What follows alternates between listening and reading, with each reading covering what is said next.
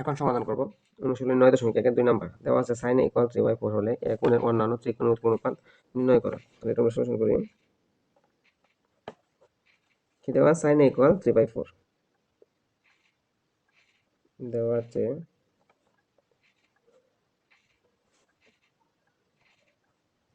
sin a = 3/4 আমার ত্রিকোণমিতিক অনুপাত সম্বন্ধে যে এই মানগুলো দেওয়া থাকে তাহলে আমরা ধরে নিব এগুলো হচ্ছে ত্রিভুজের বাহুর মান। যেমন আমি একটা সমকোণী ত্রিভুজ যদি আঁকি,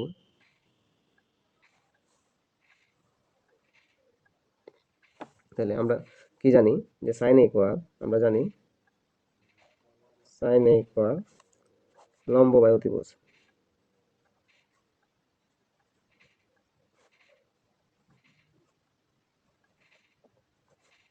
sin a লম্ব বাই অতিভুজ, তাহলে আমার এ হচ্ছে সূক্ষ্মকোণ। আমি যদি এটাকে এ ধরি তাহলে এটা হচ্ছে আমার লম্ব এবং এবার হচ্ছে আমার অতিভুজ। তাহলে আমি যদি এগুলোকে নাম দেই এম এন ও, তাহলে আমার এম হচ্ছে অতিভুজ, এম এন হচ্ছে লম্ব।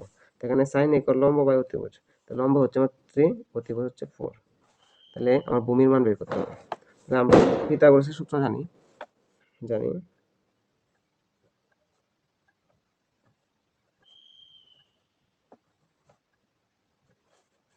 ভূমি স্কয়ার ইকুয়াল অতিভুজ স্কয়ার মাইনাস লম্ব স্কয়ার। তাহলে ভূমি স্কয়ার অতিভুজ হচ্ছে 4 স্কয়ার, লম্ব হচ্ছে 3 স্কয়ার।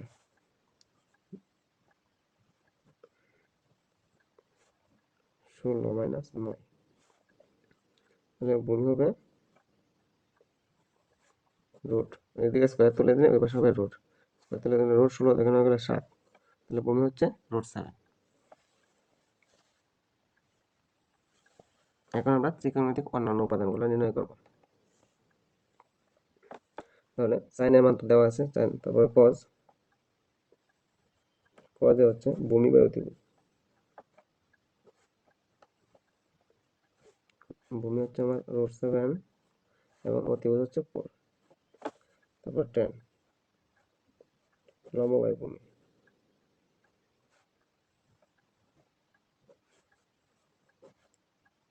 Three by √7। তারপর হচ্ছে cot ভূমি বাই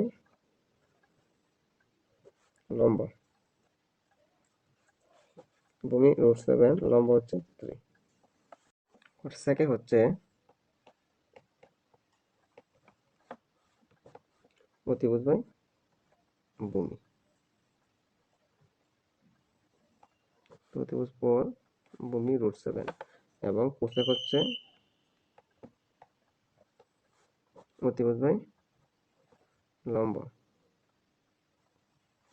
তাহলে অতিভুজ 4, লম্ব 3, এগুলো আমার আছে।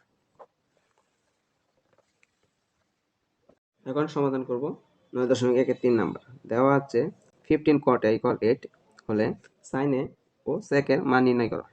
তাহলে আমার সলিউশন করে দেওয়া আছে 15 cot a = 8 বা cot a = 8/15, উভয় পক্ষে 15 দ্বারা ভাগ করে দিলাম। আচ্ছা, এখন আমি একটা সমকোণী ত্রিভুজ যদি আঁকি,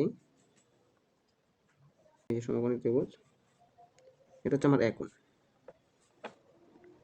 এ হচ্ছে সূক্ষ্মকোণ। তাহলে cot a সমান ত্রিভুজে আমরা কি জানি, cot এর সাথে ত্রিভুজের সম্পর্ক হলো cot a = ভূমি বাই লম্ব। তাহলে এনে ভূমি হচ্ছে 8 এবং লম্ব হচ্ছে 15। তাহলে আমার এখানে এই যে ত্রিভুজে এ কোণ হচ্ছে সূক্ষ্মকোণ, সূক্ষ্মকোণের বিপরীত বাহু হচ্ছে আমার লম্ব, তাহলে লম্ব কত 15 এবং সূক্ষ্মকোণ সংলগ্ন বাহু হচ্ছে ভূমি 8। তাহলে অতিভুজ কত হবে, সুতরাং অতিভুজ সমান √, লম্ব স্কয়ার প্লাস ভূমি স্কয়ার।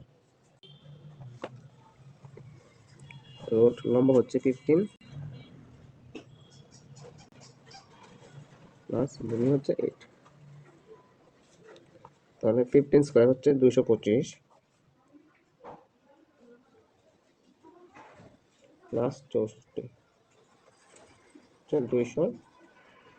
289। 299 কে রুট করলে হবে 17।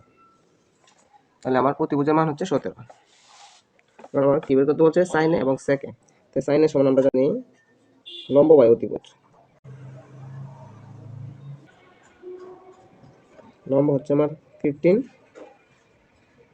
অতিভুজ হচ্ছে 17 এবং সেকে হচ্ছে অতিভুজ বাই ভূমি।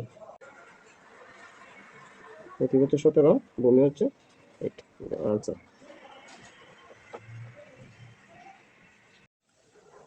এখন সমাধান করব 4 নাম্বার। এটা হচ্ছে কি এবিসি সমকোণী ত্রিভুজের সি কোণ সমকোণ এবং এবি 13 সেন্টিমিটার, বিসি 12 সেন্টিমিটার এবং কোণ এবিসি থিটা হলে সাইন থিটা, কস থিটা ও ট্যান থিটা এর মান বের করো। তাহলে আমরা খুবই সহজ অঙ্ক। আমার আগে কি করতে হবে, আমার সমকোণী ত্রিভুজ এঁকে নিতে হবে।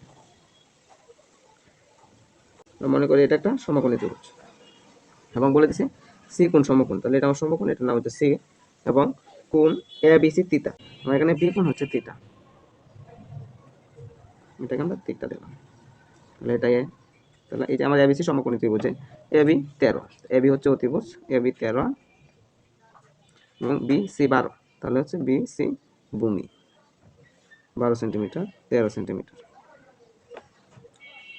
আমার অতিভুজ নির্ণয় করে এবিসি সমকোণী ত্রিভুজে দেওয়া আছে এবিসি সমকোণী ত্রিভুজে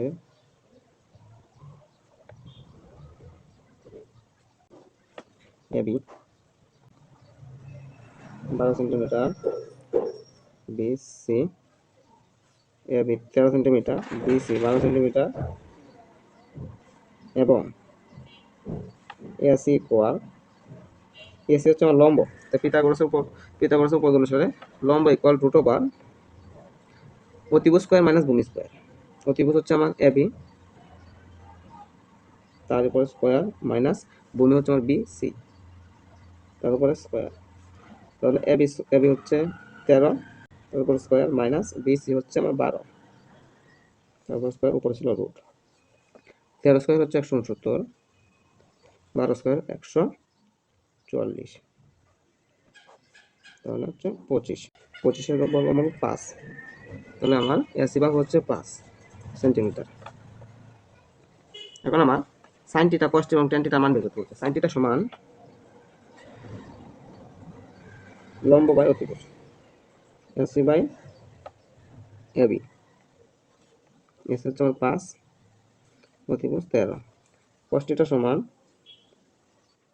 ভূমি বাই অতিভুজ, বিসি বাই এবি, তাহলে 12/13 এবং ট্যান থিটা সমান লম্ব বাই ভূমি, এসি বাই বিসি, তাহলে এসি হচ্ছে আমার 5, বিসি হচ্ছে 12, এগুলো আমার আছে।